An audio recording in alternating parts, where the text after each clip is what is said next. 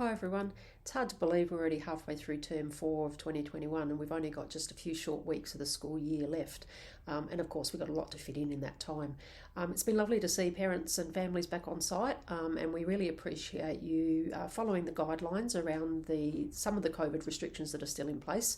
We're hoping that they stay that way for the rest of the term, but as we know, with the borders opening very shortly, things could change and they could change at the last minute. So we really thank you for your flexibility in that. I just want to take the opportunity to, touch base and address a couple of concerns that I've been hearing about, and also provide some information. I've tried to do this video 3 or 4 times now, and my cats have decided to play in the background and make a little bit of noise on some paper that's there. So I'm just going to ignore that, and I'm hoping you can too. Cats are a little bit like children in that way. When you are busy, they like to get your attention. Anyway, I've heard that some people in the community think that we are changing, or me specifically, changing the colour of our school uniform. I just want to assure you all that that is not the case at all. Our school colours will remain green and gold, or goldy yellow, and there's no intention to change that. What people may be misinterpreting, I'm not sure, is that I spoke about the fact that we have our new school values which have been selected by the school community, and we haven't announced them yet because we're really keen to announce them and launch the 2022 school year with our new values. The school values each have a colour aligned to them, and that's probably where you're hearing some of that information about the change of colours. That's not the case. We are really keen to have our school values featured as part of our school, so those colours will pop up a little bit. But as I said, no intention to change the school uniform, so please rest assured that you can purchase and everything will be fine. Over time, we will start to introduce some of the values and the branding of the values into our logos and our designs, but that's a long-term process and not something that will happen very quickly. Couple of other things. Staffing. We're in the situation at the moment where we've been able to, confirm most of our staffing already. That generally doesn't happen until much later in term 4. But I just want to talk about that for a little bit. Yesterday we had our reception transition visits, and we were able to tell the parents of those families who the reception teachers will be the next year. And I know that sort of led people to think, well, when are we going to find out about everybody else? At this stage, we're not going to make any huge announcements, and there's a few reasons for that. I don't want to, give information that could possibly change. That would be problematic. But also, I just want people to consider the staff in this.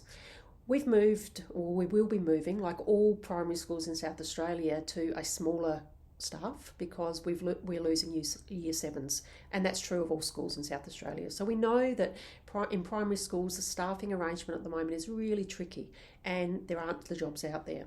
For us, what that means is we're moving from 25 classes this year to just 20 classes next year. With that is a decrease in staff numbers, and that is the really challenging part for us. Our staff now know whether or not, our teaching staff, whether they'll be with us next year. And we need to give them some time to process that information. For those staff who won't be returning to us next year, we need to give them a bit of space and time to, accept that without us making too many announcements, and then people, parents, families talking to those people. So I'm hoping that you can understand that it's a really tricky time for our staff at the moment, and the staff who do have jobs, they're in a tricky situation as well because they are working with staff who they know won't be returning next year, and that brings up a whole heap of different emotions for people. So I'm really hoping that you'll be understanding and respectful of that, and allow us to announce our staffing configuration in our time.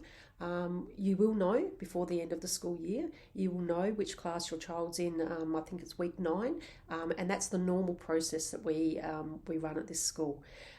So I know everyone's eager to know and find out, but if you can just give us a little bit of time there to allow us to work with our staff through those really challenging and difficult times for them, we really appreciate that. We are heading towards the end of the year, as I said, and it can be an emotional time for people. Change is happening. Obviously, our 6-7s are moving on to secondary education, and there's some challenges for them, even though there's some excitement as well. And the end of the school year, people are starting to get tired. Little things can happen and go wrong. And when we are able to respond to those things in a really calm, considered manner, we're able to deal with them much better. So I really appreciate the fact that we have so many families who will contact us in a calm, considered manner when something goes wrong, and give us the opportunity, leadership and teachers, the opportunity to work through some of those problems and come up with a resolution. Unfortunately, a resolution isn't always exactly how we want it to be. Sometimes resolutions are tied by policies and procedures. Sometimes they're tied by circumstances that we have in the school. So we appreciate being able to talk through some of those things with you, and together develop an understanding of the situation that you're in and the situation that we're in when those incidents arise. Fortunately, we don't have many of them, and we know that our interactions with most families are really positive and productive for the children in our school. Probably the last thing I just want to touch on is the decodable readers, which we've got in place, rolled out mainly in the ARTA2 space at this stage. And we know that that's been a real huge change and challenge for people to get their head around the difference in those readers. And again, we thank you for your support and understanding and patience with us as we get some of those things right. It's really put us in a fantastic place to launch our new improvement work next year, which will focus on two aspects, which are one being reading and the other being our development of number sense. So we're really excited about the prospect of 2022 in terms of the improvement work we're doing. So we really appreciate it when we hear from parents and families of those positive things that their children are engaged in at school. Just on a final note, as I've said, we've got a busy end of term coming up. We've got graduations, we've got sports days, we've got some excursions happening. Teachers are busy writing reports at the moment, and they'll come home in week 9 as well.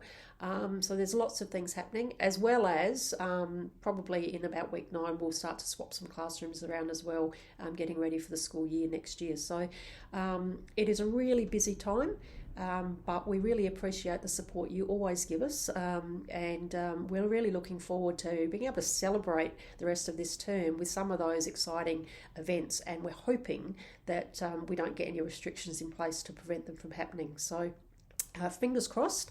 We'll see what's going to eventuate for us, but I'm hoping we get through the rest of the school year successfully and without having to, lock our gates again and keep people out, which isn't something we really want to do at all.